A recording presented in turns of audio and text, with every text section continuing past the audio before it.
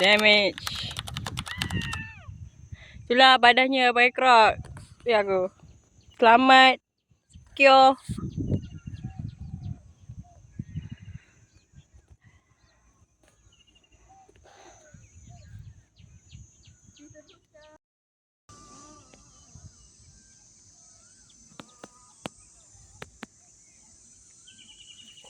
Hey.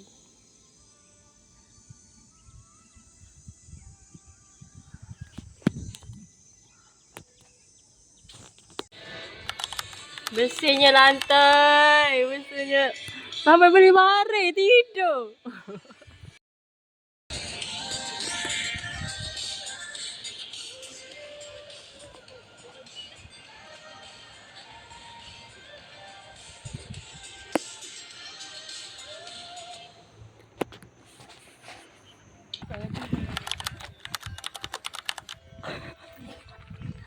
Baru teriak. Gila weh, orang gila. Orang tengok nanti. Typing. Dia nak tahu. Happy lah, happy. Nak tahu dia. Tadi Nazmi sama-sama tengok pemandangan. Sekarang ni Nazmi dah typing, dia orang sama-sama tengok phone. Hah? Tengok pemandangan, tengok pemandangan apa?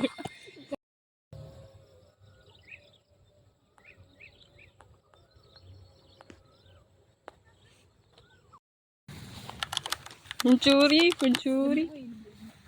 Durian Belanda, pencuri durian Belanda. Ini bukan kali pertama dia mencuri ya.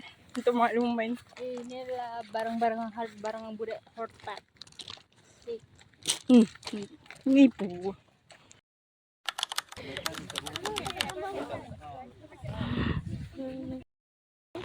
Kepatung. Woodpecker.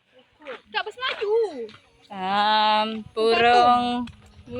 Pepatuk. Burung pepatuk. Ha.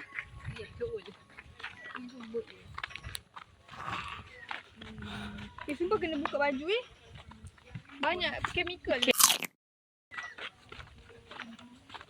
Net paling banyak chemical. So, dia duduk situ. Air apa mana? Tuhan pun tahu.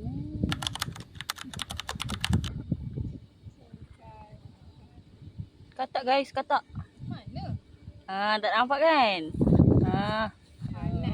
Ini dia. Bukan tanya. Dia pula stres.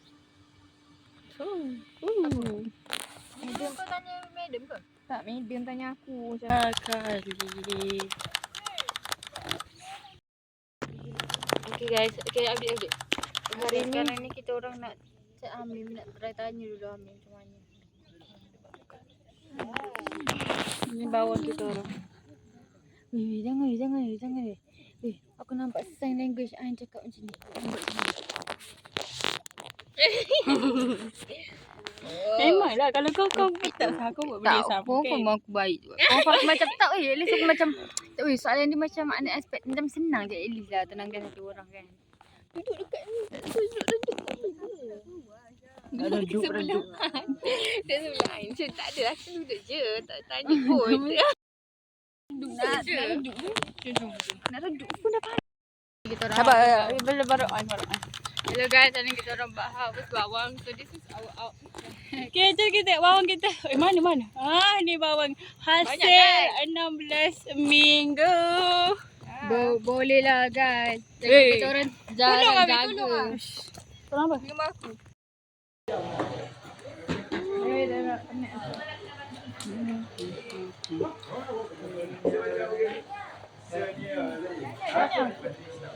Oh,